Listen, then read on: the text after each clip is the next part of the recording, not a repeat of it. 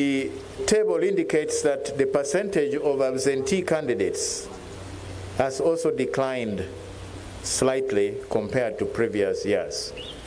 In 2016, we had as high as 2.7% of the children registering but not taking the examination. And this figure has gradually reduced, and this year we had 1.7%, or 12,819 who did not take the examination for various reasons. The performance of candidates by subject. We have compared the performance of candidates in the 4 subjects over the 2-year period, 2020 and 2019, in table number 3. The performance we have reported here at distinction, credit, and overall pass levels.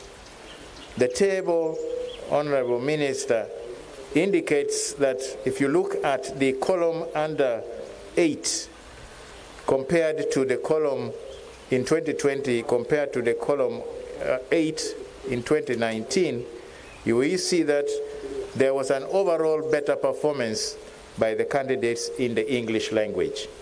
The other 2, science and social studies, performance have remained quite comparable. And indeed, when you look at the distinction level for science, we are recording 10.9% of the children who are able to pass this subject with a distinction compared to 4.9% in the previous year, showing a remarkable improvement in 2020. It is mathematics where we noticed a slight decrease. Mama will compare also the subject performance by gender. We have on one side the males and the other side the females, and we are also comparing these at the distinction, credit, and pass, overall pass level. What is seen from the table is that the girls are better in English at all the 3 levels, at distinction, credit, and overall pass. The boys then perform better than the girls in the other 3 subjects of social studies with religious education, integrated science, and mathematics. Mama, as we have reported in previous years, the candidates' performance in English and mathematics tended to be a little poorer in questions that require them to have free expression or to apply concepts that they have learned to solve problems. Where the questions were a bit more direct and based on recall, the performance has been good. This has been the case for quite some time, meaning that teachers need to do a little bit more in getting the children to be able to apply concepts that they have learned in mathematics to solve simple day-to-day problems, and to have English as functional as possible. Examiners again reported that the children exhibited very good handwriting.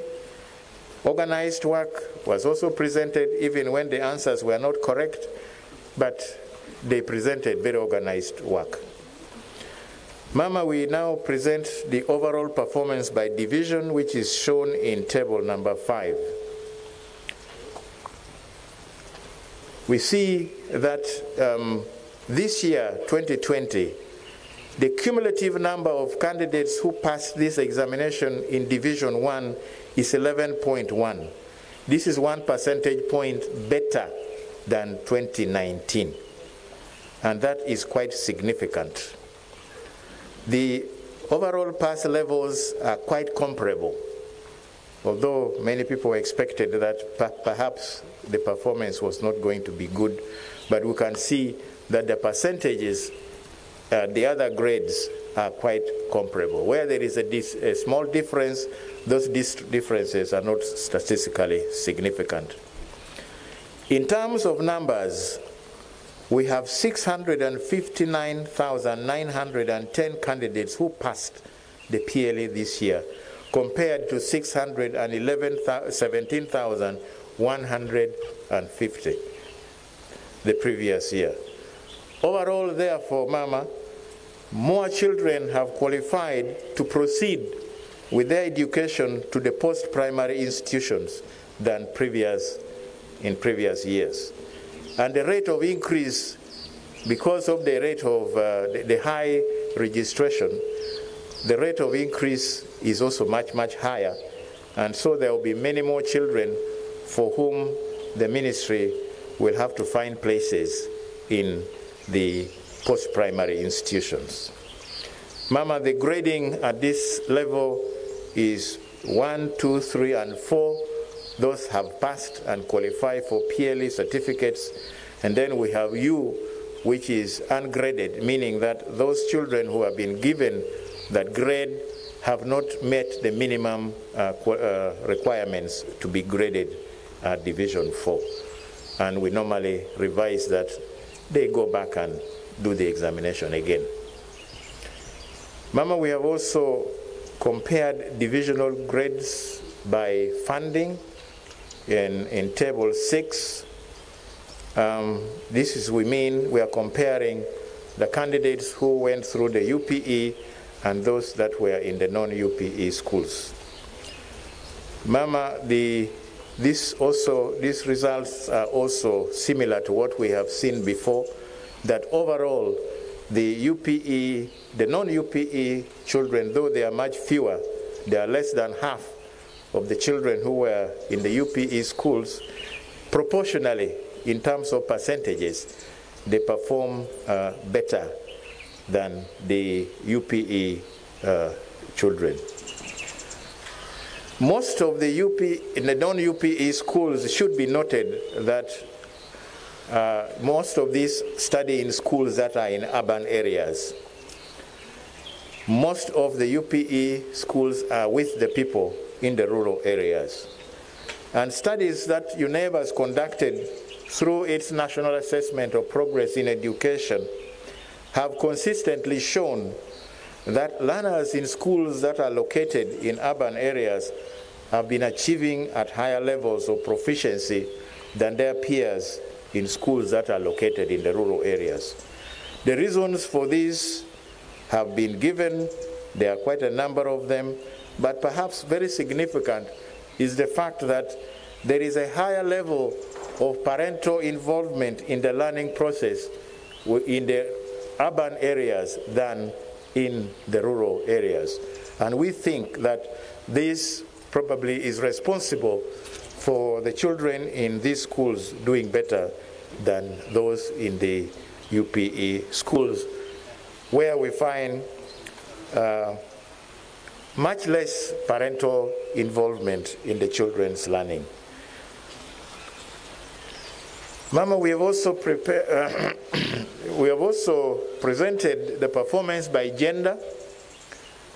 We are comparing the overall pass levels in terms of gender, and we can see that proportionally the males have performed better than the females, and they have also recorded a lower failure rate than the females.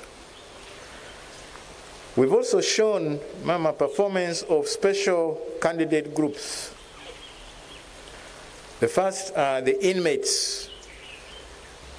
The Uganda National Examinations Board assists the government through the prison service by maintaining an examination center.